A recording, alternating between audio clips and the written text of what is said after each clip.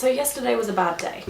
When I was 20, I was diagnosed with generalised anxiety disorder. And this didn't come out of the blue. As I got a bit older, I realised that I'd been struggling with anxiety for my whole life. I just hadn't had a name for it. And that came in many different forms. I struggled with emetophobia. I had a general fear of life.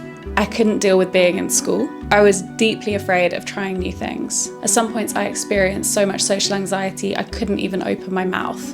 And if you've met me, you know, I love to talk. My default response was fear, and I didn't have the tools to manage it. In my adulthood, I have found my anxiety has improved massively, and this was no accident. I've had a lot of therapy, I got sober, and in this process, I have learned how to manage this thing that was debilitating for so many years. And obviously I'm not infallible. I went to sleep last night really going through it. And so I thought, you know what, today's a lovely day. I really want to film a video. Why don't we go on a little solo date? I'll go and get some lunch and we can sit down, maybe in like a park, and chat about how I've managed to overcome and manage my anxiety. So it's kind of a vlog and kind of leading by example, because I'm showing you like some of the ways I calm down and manage my emotional regularity, and then also hopefully just actually giving you like practical advice and tips, which I feel like for so many things around anxiety, people will say like speak to a professional, and like that is actually really, really important and helpful. And don't get me wrong, like getting a diagnosis was so validating, but I ended up not trying the medication I was prescribed. I was too afraid to try the medication, which I think speaks volumes. And professional help is really important, but I can't give you that in a YouTube video, and that's a very vague offering. I'd much rather tell you how I have made some progress and hope that in a more practical sense that can actually help. Lovely day, I'm excited, I'm gonna pack a bag. I could also really do with a coffee, so let's go. I know it's boring, but sometimes the simple advice is the most effective. Just getting outside, getting some sun on your skin if there is sun available, and going for a walk. All very effective for me, even though I hate that they work. I actually feel a bit insane, but I've just written some thank you cards for the people who took care of my dad when he was in the hospital in Putney, because they were so great. And I've been meaning to do it for about a month now, but I just haven't found the time. But I thought, yeah, today's the day. So yeah, I've written a few thank you cards.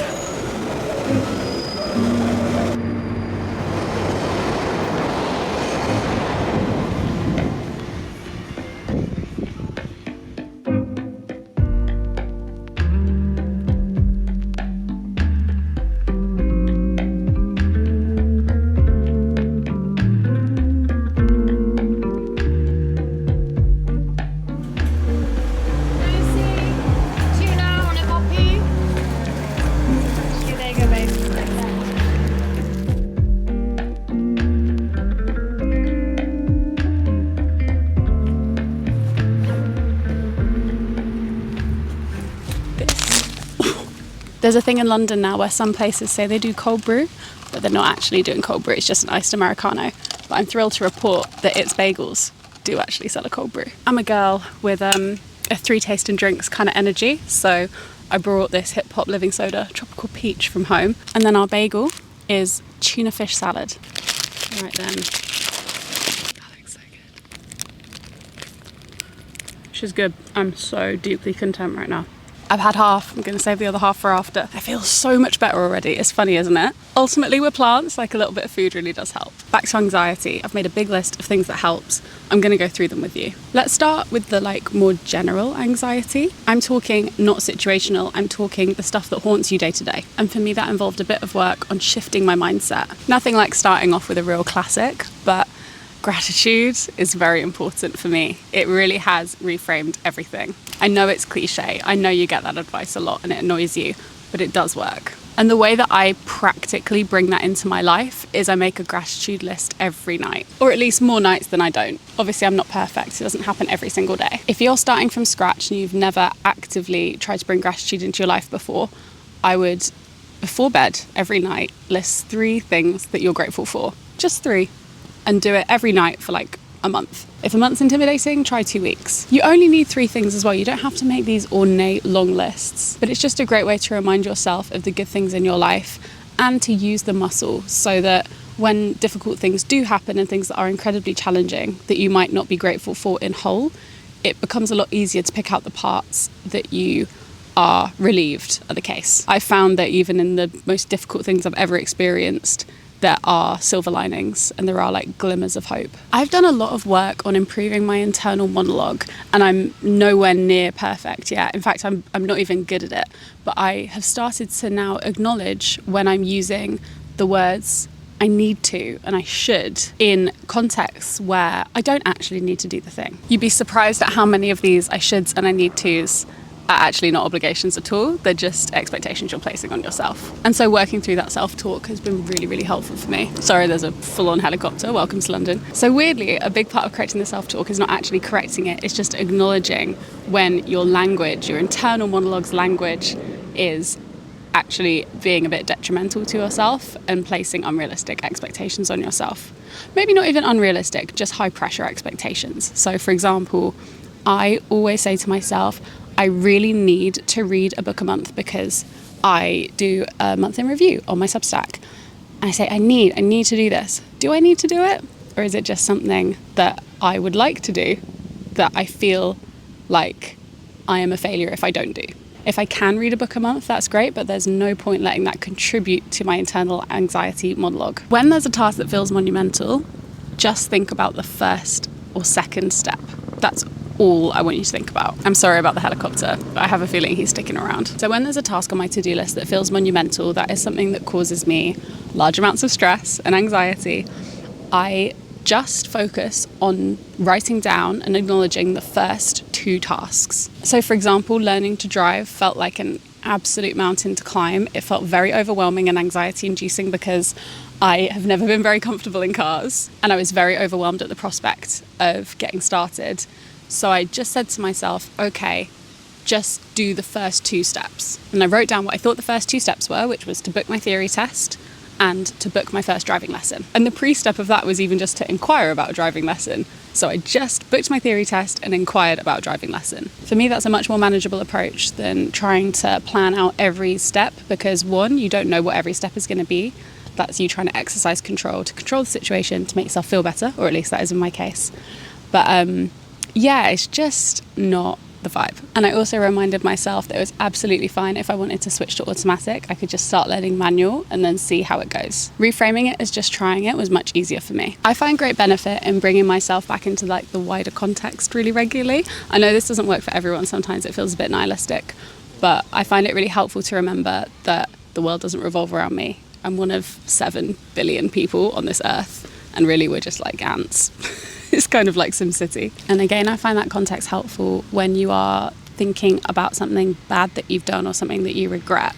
Are you the worst person in the entire world, or do good people make mistakes all the time? And what would a good person do to rectify that mistake now? If you're a spiraler, try and ground yourself in reality by acknowledging your thoughts as they come through and identifying whether they are facts or predictions. When we were in ICU with my dad, he was on a ventilator, and sometimes he would, I don't know, like kind of like start convulsing a bit.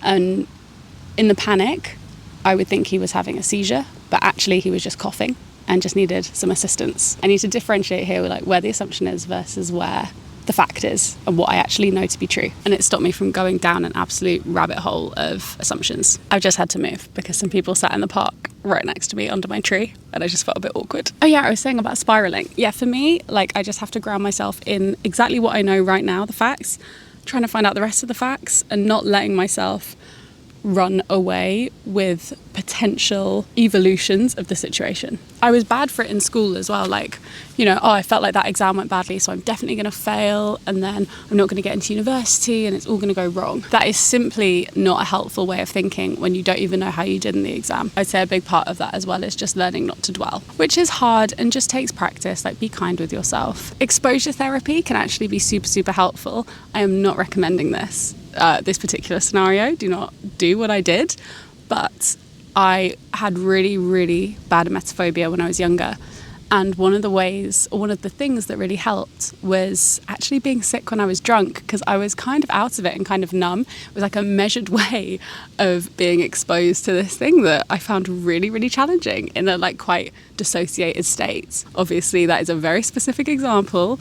And, you know, we can see how that worked out for me. But actually, that was a great benefit of my relationship with booze, was that I am now much less fazed by sick. I'm definitely not healed, but it definitely helped. And on that topic, do not be afraid to get professional help and to go on medications. They're there for a reason.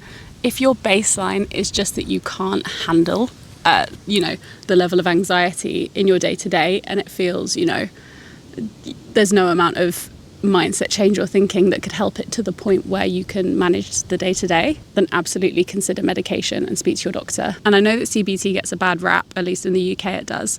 But honestly, if you're offered 6 free sessions, you may as well try it. Even if you just take one nugget of information away from it that's helpful for you, that could really change your life. Just being open to it, basically, I think is really good. The next one seems really obvious, but was just absolutely not obvious to me, which is take a look at your lifestyle and just assess on a very neutral level if anything could be contributing to your anxiety. When I got diagnosed, my anxiety was at its absolute worst.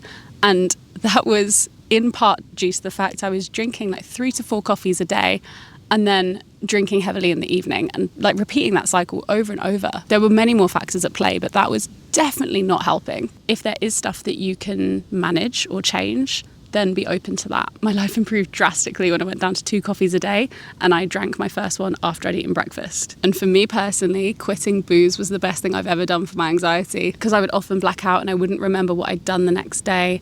I found it just immensely anxiety inducing. So removing that entirely from my life really did make a positive difference for me. So, some of this advice is a bit like, oh, it's not that deep, it's not that deep. But some things and some situations are that deep. And I have also, this year particularly, and when I got sober, really practiced how to deal with things that are in fact very challenging and anxiety inducing. And these are some of the things that have helped me in those moments of severe situational anxiety, when I just cannot shake my anxiety and it's keeping me up at night, which is kind of how my anxiety functions these days. I use rituals. I have learned a tapping routine that one of my previous therapists taught me. I will see if I can leave a link below towards 2 tapping routines, but they are proven, or like a technique that's used to manage anxiety in the moment and especially prevent panic attacks. And I also do breathing exercises. My breathing exercise of choice is breathing in for 4 counts, holding for 4 counts, and then breathing out for 6. When your body notices that your out breath is longer than your in breath, it thinks you're no longer in danger and is able to like slow the rest of your body down to match it. That's probably not the exact explanation for what is going on, but it's what I got. God, the wind is winding. When my anxiety is particularly bad at night, I use Headspace's sleep casts on their app. This is not sponsored. I have just used them for probably like 7 years now, and I find them immensely helpful. They're these calming stories. They last 45 minutes. They start with a wind down and a breathing exercise, and then go into these lovely little stories set in different places. There's one called Cat Marina that I really like. There's one set in a hammam, which I love. And you're just a wallflower sitting down or walking through the area and observing all the people and the animals and what's going on. I think Headspace is great value for money as well, because they have so many meditations on there. I use them less, but the sleep casts I use all the time. Particularly when I'm stewing on something at night, I have a thought exercise that I do that I find very helpful, which is, can I deal with any of this right now? Can I resolve this situation in this moment? Or can I do anything which will help it? Especially at midnight or 1 a.m. when I'm having these cyclical thoughts, the answer is no. Not right now. This is an unresolvable situation. What this usually results in is me making a note on my phone of something that I need to do in the morning, or something I don't want to forget to do in the week. So it's assessing the things that you can change right in that moment and accepting the things that you cannot change. And working on that acceptance and the fact that you're not in control of every element of the situation, I think is really important. And the bits that you are in control of, great. You can do something about when everyone wakes up at 9 a.m. Once I've done that thought exercise and accepted what cannot be changed right in this moment, I then visualize myself dropping it, like just putting it down. It doesn't always work, but sometimes it helps. I feel like it's probably the equivalent of like prayer for religious people, of just like giving it over to God, but there is no God, in my opinion. Sorry. You can believe what you want to believe. I fully endorse it. But basically, I visualize myself putting down the big rock of anxiety. In that vein, like, you can't control things. You can't control everything at all. You can only control your response to stuff. So an example of this is, let's say someone around me says that they feel like they're going to be sick. It's not their job to move out of my way. It is my job to get up and find a space away from them and to be helpful where I can be. But I understand that my limits as someone who is phobic means that I'll be a lot less helpful if I'm around that person as they're sick. But, I can go and get paper towels or something like that. But, I'm responsible for my response, and that might be sometimes removing myself. For like these long periods of drawn out anxiety, which I think kind of bleeds into stuff like grief, let's say you've had a relationship breakdown or something like that. It's really helpful to, over time, build a list of activities that calm you down and just have it as a note on your phone. Because usually when you're having that kind of ongoing anxiety, I tend to get into a scroll hole. I tend to lean into like quite unhealthy behaviors just to, make me, what I think might make me feel better. So like maybe online shopping, or like putting pressure on myself, making big plans for some reason, like soothes my anxiety but doesn't actually help. So having an ongoing list of things on my phone that help, for example, films that I can watch that calm me down. Oh my God, I've got so much stuff on my arm. That's so gross. TV shows, again, that calm you down, foods you eat that make you feel better. For me, like making a cup of tea really, really helps. And it's a tiny thing. Putting my slippers on makes me feel so much better in just the moment, or like brushing my teeth or having a shower or going for a walk. But usually there's probably specific things that you associate with making you feel calmer. Definitely lean into those. If I've had a really difficult visit with my dad, I just crave getting home, having a cup of tea and just sitting on the sofa and watching like Princess Diaries 2, and that's absolutely fine. And I'm glad I know that about myself. As a final note, I will say that you can handle anything for 12 hours that would horrify you if you had to do it for a lifetime. You can withstand more than you realise over a short period, if that's a day or a couple of days. And in those acute moments, it really helps to remind myself of that. You are going to have really anxiety-inducing times in your life, whether you struggle with anxiety or not. It is just a part of life. And it really helps me to remind myself that as a positive, an overall positive, net positive about life, things are always changing. And thus, factually, you are not going to feel like this forever. In those moments, I try not to hypothesize about the future. I try to stay very present in the here and now and just remember that this too shall pass. Got a real side part going on right now. It's giving indie sleaze. For me, like having a why of why I am trying to overcome my anxiety was really helpful. Like I see how debilitating some people in my family find their anxiety and how much it shapes their entire worldview, and I just don't want that to happen to me. You can't unlearn stuff because once you've learned it, you've learned it. But I can not fight it, but I can challenge it and prove to myself that I'm not bound by this concept of myself that I've had previously. And that's not an all at once thing either. I'd say that I've really made progress with my anxiety over the past 3 years. Anyway, I'm gonna finish my bagel and I think go home. Oh, time to get up.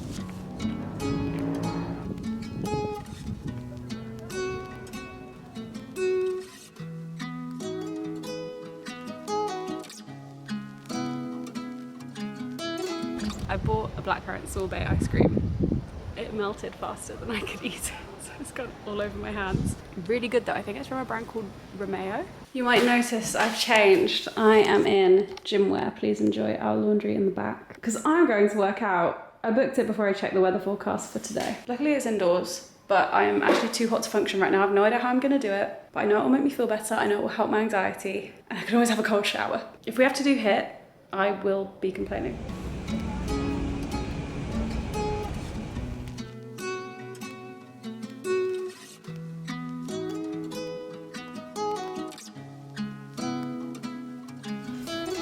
Jack has made us a lovely dinner. I'm so tired. I'm wrecked from this class. Oh, the table looks nice though. You should see. How nice is that? Sorry, but how good does that look? The chicken did not come out how I planned, but it's all fine. I think I'm gonna round this video off here because I'm just so unbelievably pooped. But thank you for joining me on this little exploration into my anxiety and what's helped. I hope it has in turn helped you. Thank you so much for watching. Please subscribe if you're new and you like a little vlog. I make a lot of them. Subscribe to the Substack if you want to see more of me. If you want to hang out and like the video as well, because it helps in the algorithm. Thank you so much. I will see you in my next one. Big love.